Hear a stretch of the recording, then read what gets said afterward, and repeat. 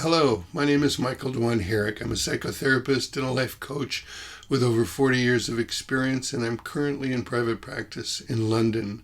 This is the 12th video in a series under the title Questioning Woke Psychotherapy. In this video, I want to share with you an approach to clinical supervision that I believe provides a powerful antidote to woke psychotherapy as informed by critical social justice theory. If you're a therapist or a therapist in training, I think you'll quickly see the value of this approach. If you're not a therapist or aspiring to be one, I think you'll also find value in this approach because it provides reference points for your curiosity about people in general, including those you're closest to. Before launching into a description of this, I want to provide a little historical background. I was first introduced to it, and it's called a Contemplative approach to clinical supervision in 1983. I was a student in the Contemplative Psychotherapy master's degree program at Naropa University in Boulder, Colorado. And that's the form of supervision that was taught there. Since then, I've practiced it for many years. For many years, I practice it at Windhorse Integrative Mental Health Services. I served both as the executive director but also as a clinician. And more recently at the Minster Center, which is a training program in integrative psychotherapy in London. I introduced it to second and third year students, and we use this form of supervision in our group meetings. So I have a long history of experience with this, and I have to say, I've worked in many different settings under different supervisors with different approaches to supervision, some better, some worse, some pretty good, some horrible. But of all of them, this is the best one that I've ever experienced. It's the most thorough and deep form of supervision that I've ever experienced, and I have experienced many different forms of supervision. So please stick around and learn something about this. I think you'll find it very interesting and useful. While this is an approach to clinical supervision, I think it has some really important implications for assessment as well, because whatever therapists wind up sharing about their clients in supervision comes from their observation and their knowledge of their clients, and that relies on a good assessment. So particularly for clinicians who are listening to this, you might draw some connections between how this informs a supervision session, but how it may also inform the process of your assessment of clients. Toward the end of this video, I'm going to share why I think it is that this approach to supervision provides an antidote to woke psychotherapy, so stick around for that. Meanwhile, let's get into a description of this approach, called a contemplative approach to clinical supervision. It has also been called the body, speech, and mind approach.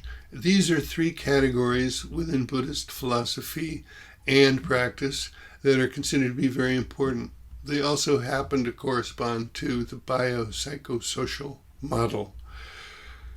These are categories for observation, and they're also categories for sharing in supervision. Body refers to the physical body, its appearance and everything about it.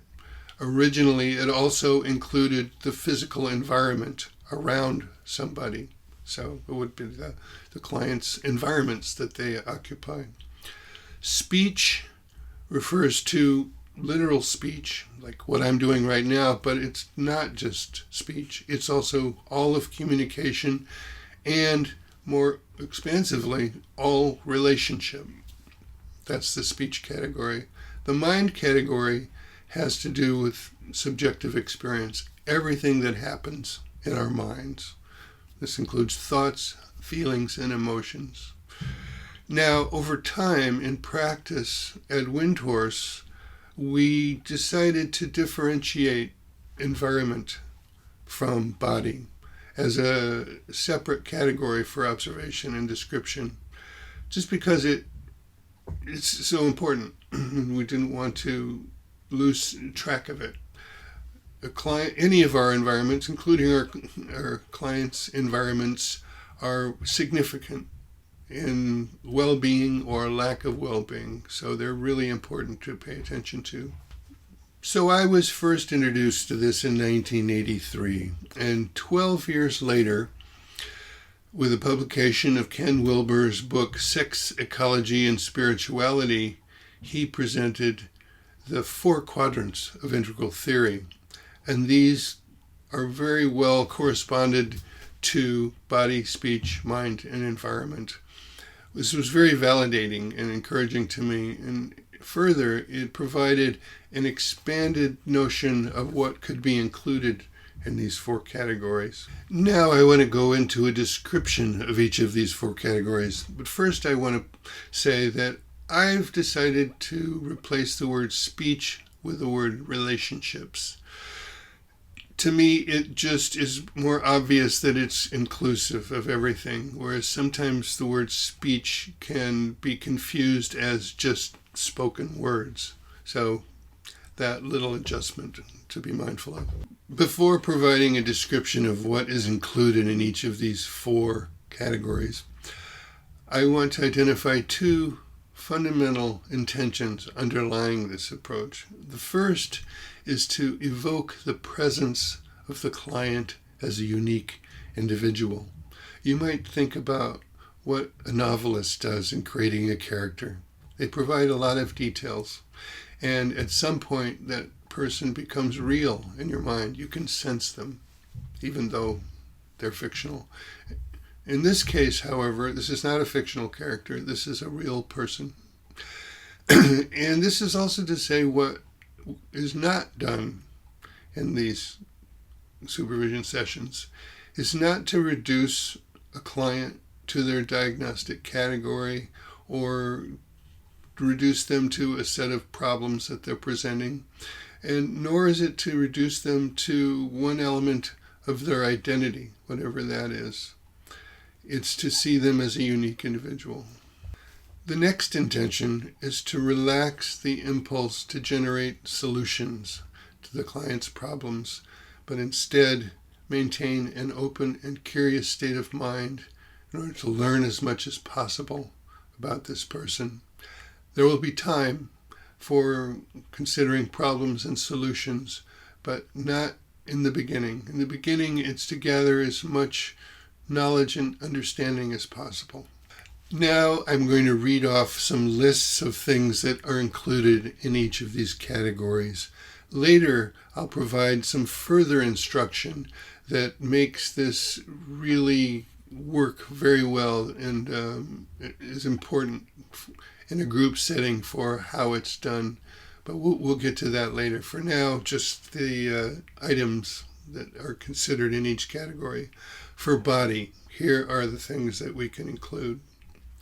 Sex, age, race, height, weight, frame, complexion, eye color, hair color and style, clothing, style, color, fabric, jewelry, posture, movement, energy level, health, medical issues, diet, sleep patterns, physical activity, discipline, fitness regimes, alcohol and drug use, medications, physical disabilities, facial structure, makeup and tattoos, physical pains, chronic pain, physical skills like playing a musical instrument or art or building things, history of physical traumas, typical daily routine, schedule of where, what, and when.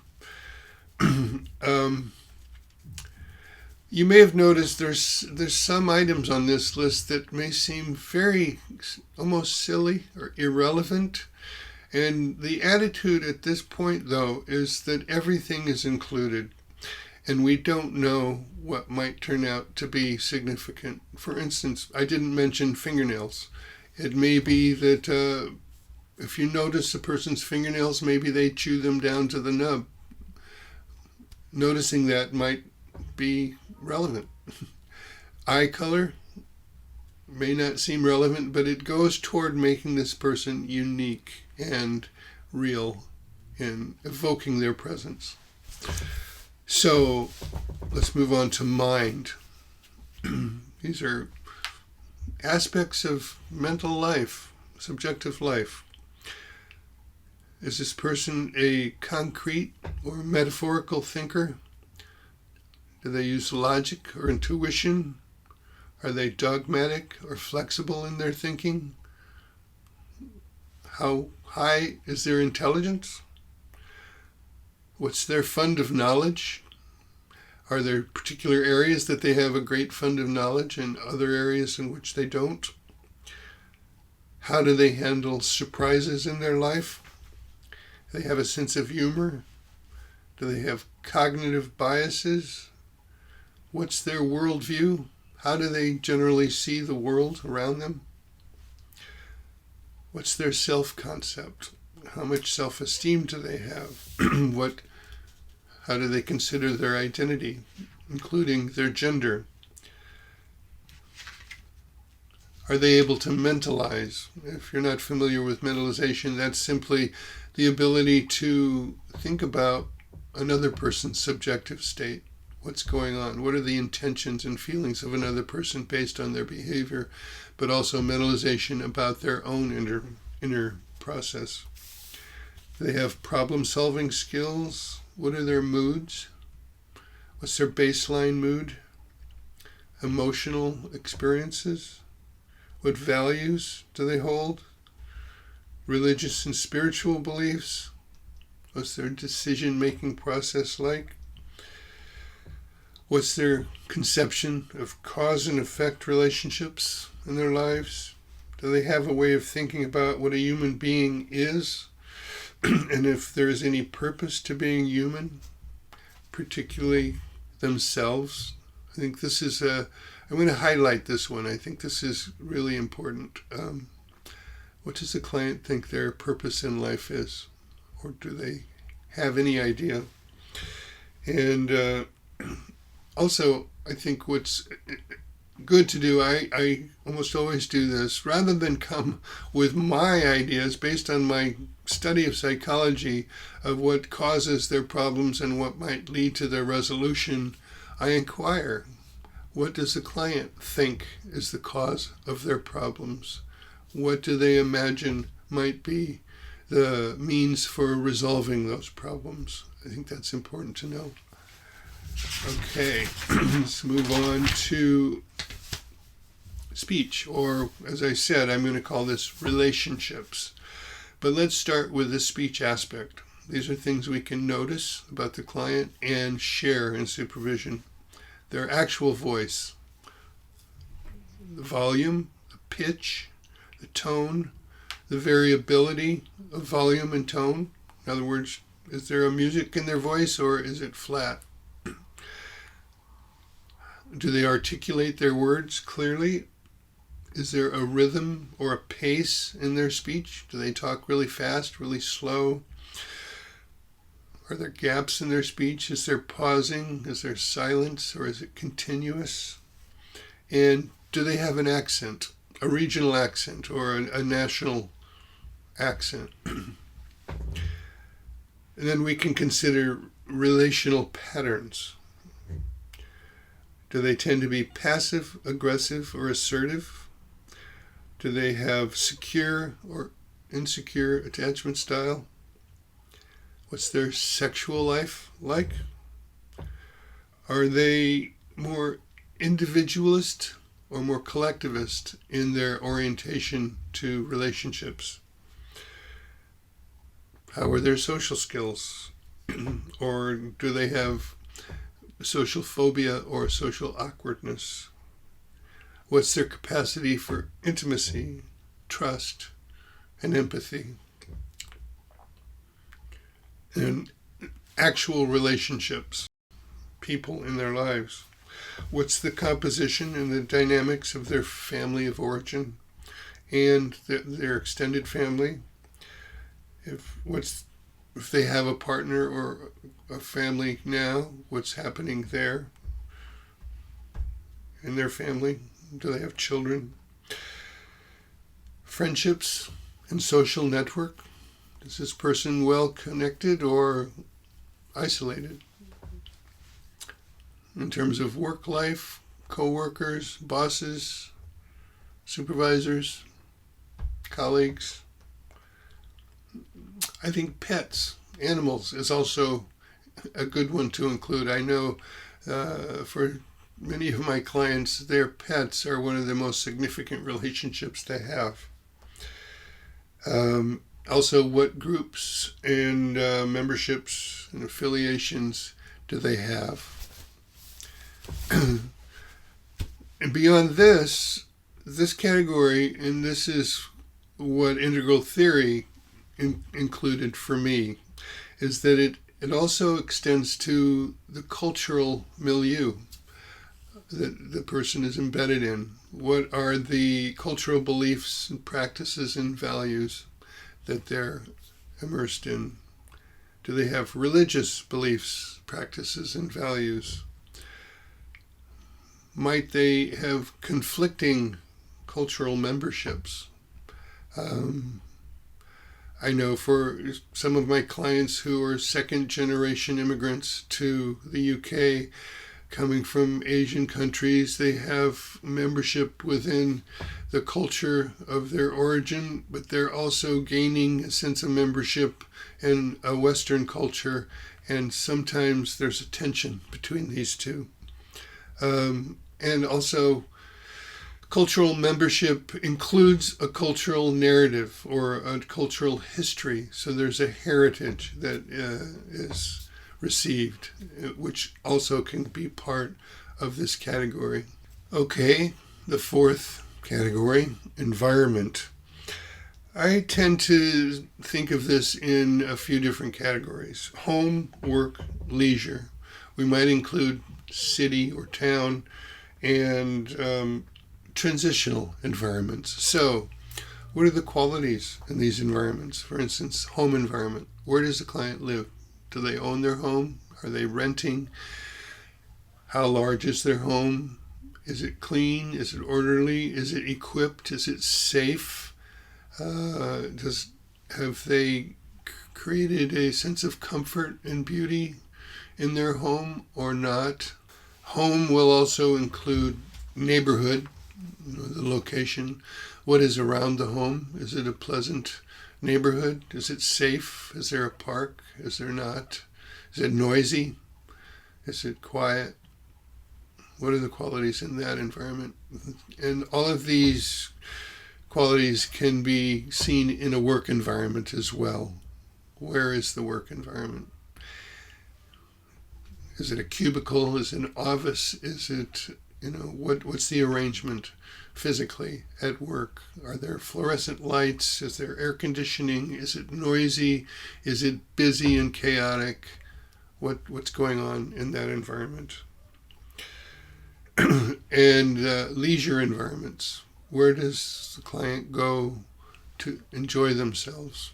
Do they like going to the city and going to entertaining events like concerts and shows? Do they like to go to nature and take a walk in the woods?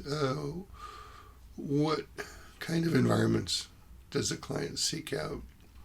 And then the general city that the person lives in. I tend to work with people in London, so I know London and I know different areas of London, so I have a sense when a person tells me where they live of what's going on. But I also work remotely with people in other countries, in other cities. I work via Zoom as well, and learning about their environments there can be important. And one that's occurred to me more recently is transitional environments. And I think of, particularly in London, the commute, getting on the tube or a train to go to work and come home from work, and the amount of time that's spent there and how stressful that can be important. I think driving, if you have a driving commute, that's part of your day, that's part of what's impacting your life. So I think this is also worth knowing about. Another important element of environment, has to do with institutional environments. In other words, especially where people go to work, but wherever people go that involves an institution that regulates schedule, that regulates behavior, coming and going, and the activities of people. These are physical realities that are part of the environment, part of what regulates what you do in the environment. So institutional environments are also important. I know that a lot of my clients talk about their work environments and bosses and how the politics of where they work and what they can and can't do and what they have to hide sometimes. So institutions are also significant environmental factors. Okay, so now I think it's important for me to say this. I've just provided a pretty extensive list of things in 4 different categories that are potentially observable and reportable in supervision. And it may seem impossible to know all these things. And maybe it is impossible. I didn't share these in order to say, every one of these things must be observed and shared, but it's to provide a sense of the expanse of what could be considered. In doing an assessment, it's always important to not only include current details about the client's life, but also their history. And each of the items in all 4 of these categories will have both contemporary and historic significance for the client, and should be part of what the supervisee presents in their supervision. Having a sense of history and current reality for the client will begin to illuminate a narrative or life story for that person. And this is very useful in therapy. It can help the client become aware of their own life story.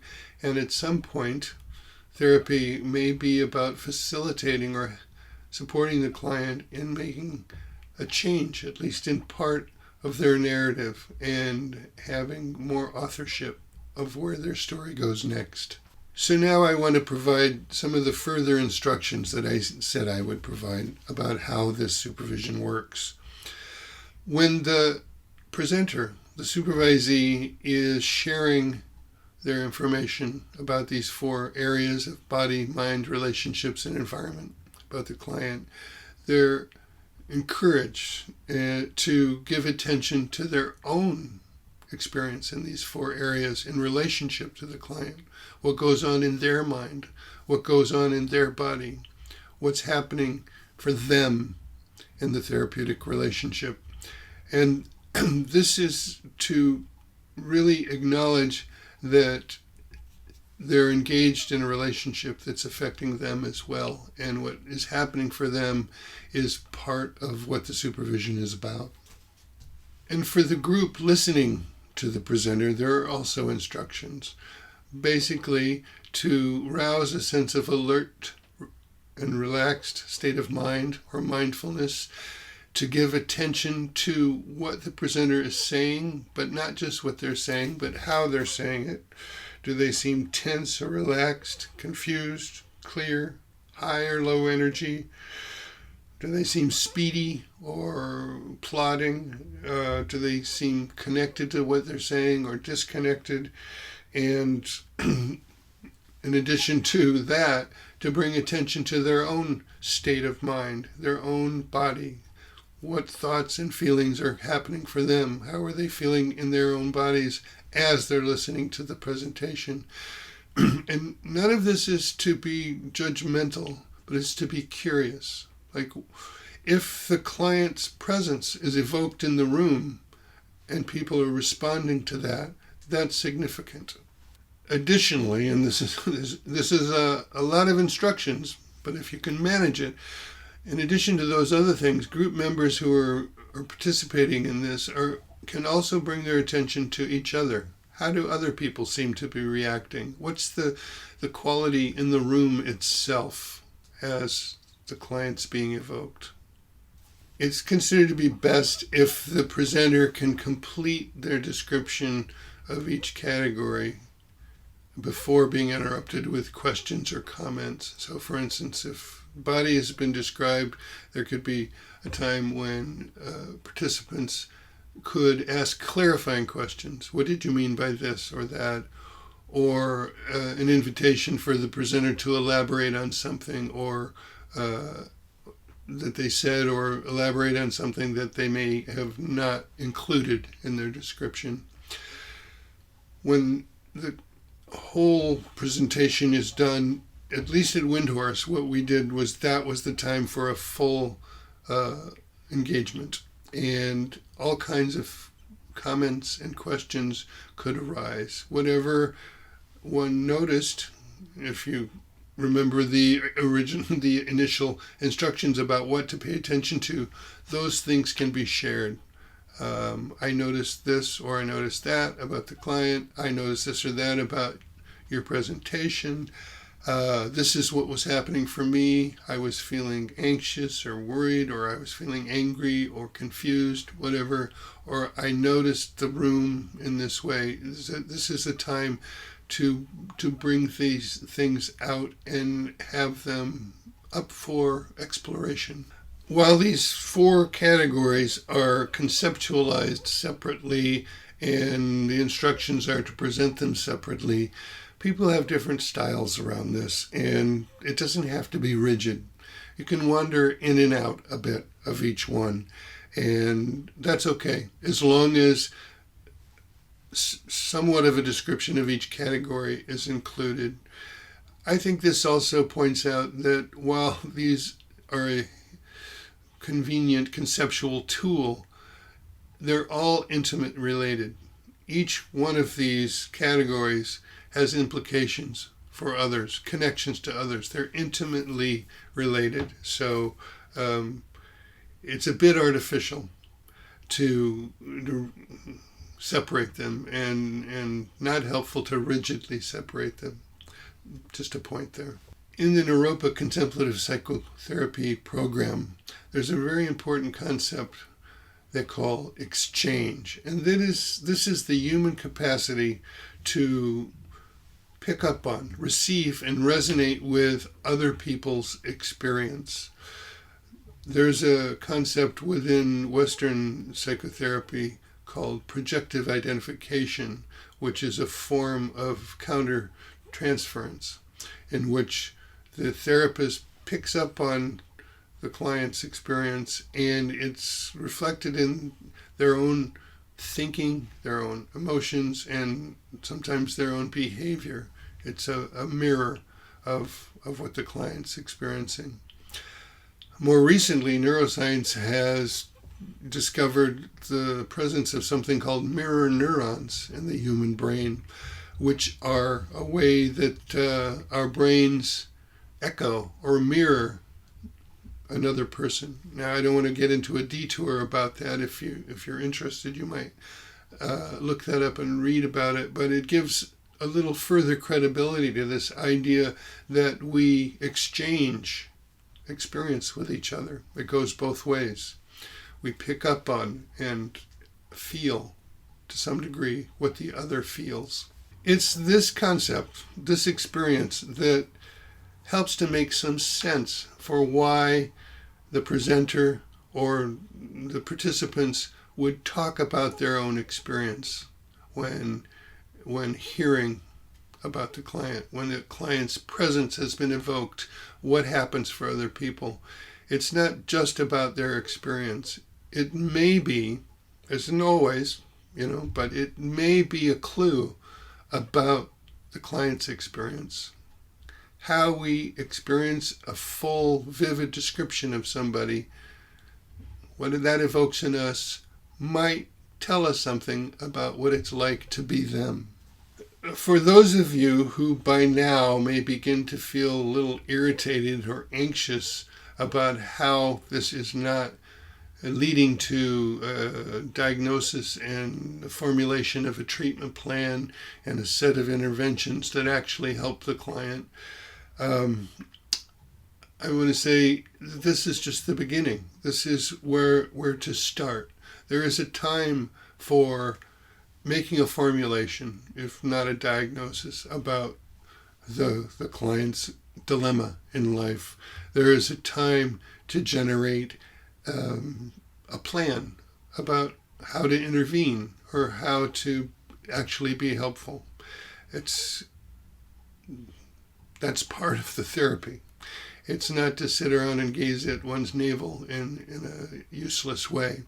I'm reminded of a video I watched with John Cleese talking about the creative process, and his description of truly creative people are people who are able to tolerate the discomfort of not having an answer immediately, who are able to tolerate not appearing to be confident in some quick decision, and how the ability to tolerate that leads to further creativity and superior solutions. So, in a sense, this approach to supervision is one arena in which what Cleese says can be practiced. And I'm going to leave a link below in the description to this video by John Cleese. I encourage you to watch it. I think he is spot on with what he has to say about this. So how does this approach to clinical supervision provide an antidote to woke psychotherapy as informed by critical social justice theory? First, it does not reduce the client to a caricature of one of their group identities. It aims, again, to evoke the presence, the unique presence of the client and the complexity of their full life. It doesn't ignore their identity, their membership in different groups, that's included, but that's contextualized within a much broader expanse of observations.